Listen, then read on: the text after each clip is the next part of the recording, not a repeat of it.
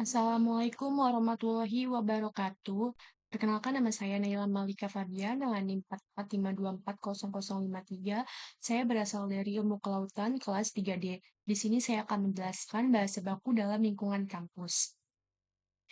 Sebelumnya, pengertian bahasa baku adalah bentuk bahasa yang dianggap sebagai bentuk standar dan resmi dari bahasa yang digunakan dalam komunikasi tertulis dan formal.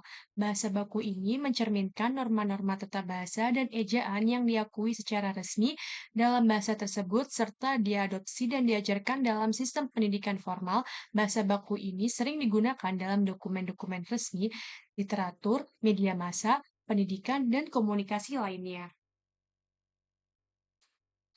Penggunaan bahasa baku dalam kehidupan sehari-hari.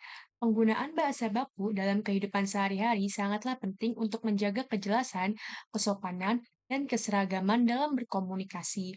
Meskipun dalam situasi santai sering digunakan bahasa tidak baku, bahasa baku tetap dibutuhkan terutama dalam konteks yang lebih formal. Nah, di sini saya akan menjelaskan tentang penggunaan bahasa baku dalam lingkungan kampus. Sebelumnya, penggunaan bahasa baku dalam lingkungan kampus sangatlah penting karena kampus merupakan tempat kegiatan ilmiah dan pendidikan tinggi yang menuntut komunikasi yang jelas, sopan, dan sesuai dengan kaidah. Bahasa baku digunakan dalam akademik, administrasi, dan interaksi antara mahasiswa, dosen, maupun staf jajaran kampus. Nah, di sini ada beberapa contoh bentuk bahasa baku dalam kehidupan kampus. Yaitu yang pertama yaitu saat berbicara dengan dosen. Kata tidak bakunya itu, "Kak, aku udah mengumpulkan tugasnya ya." Nah, kalau misalnya dalam bahasa bakunya itu ada, "Bapak, saya sudah mengumpulkan tugasnya ya." Jadi perbedaannya itu ada di antara kata aku dan saya Kak dengan Bapak. Jadi kataku itu bukan kata baku, sedangkan saya adalah kata baku.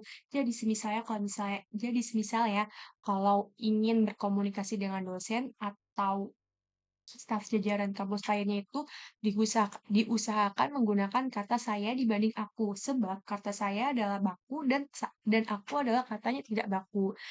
Yang kedua, ada saat presentasi di kelas. Nah, yang tidak bakunya itu ada, jadi guys, hasil penelitian kita tuh kayak gini. Sedangkan dalam bahasa bakunya itu, jadi hasil penelitian kami adalah sebagai berikut. Jadi kata tidak baku, jadi guys itu tuh tidak boleh digunakan dalam presentasi di depan dosen ya guys, tergantung dosennya sendiri itu kayak gimana. Tetapi kalau misalnya yang lebih sopan itu angka baiknya menggunakan kata baku yang jadi hasil penelitian kami adalah sebagai berikut, bukan jadi guys. Jadi perbedaannya seperti itu. Yang ketiga, dalam surat dalam surat atau email resmi. Ini tuh contohnya kalau misalnya kita mau izin kuliah. Jadi tuh tidak bakunya itu ada saya mau izin gak bisa ikut kuliah. Sedangkan kata bakunya itu ada dengan format saya bermaksud memberitahu untuk tidak dapat mengikuti perkuliahan besok. Jadi kalau misalnya ingin izin ke dosen, itu harus menggunakan bahasa baku. Nggak boleh menggunakan bahasa tidak baku seperti saya mau izin, nggak bisa ikut kuliah, karena itu tidak sopan ya teman-teman. Jadi sebisa mungkin kalau misalnya ingin izin berkuliah terhadap dosen, diusahakan itu memberi email atau menge itu dengan bahasa yang sopan seperti dengan hormat, terus ada kata pembuka, salam, selamat pagi, nama, NIM, pokoknya sebisa mungkin dalam bahasa baku dan kalimat yang sopan. Tidak boleh langsung kayak saya mau izin gak bisa ikut kuliah karena bla bla bla.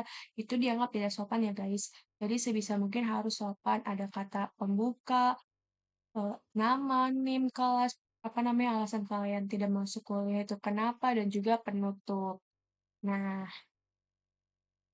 itu saja yang bisa dapat saya jelaskan dalam kalimat dalam presentasi bahasa baku di lingkungan kampus, kurang lebihnya mohon maaf. Wassalamualaikum warahmatullahi wabarakatuh.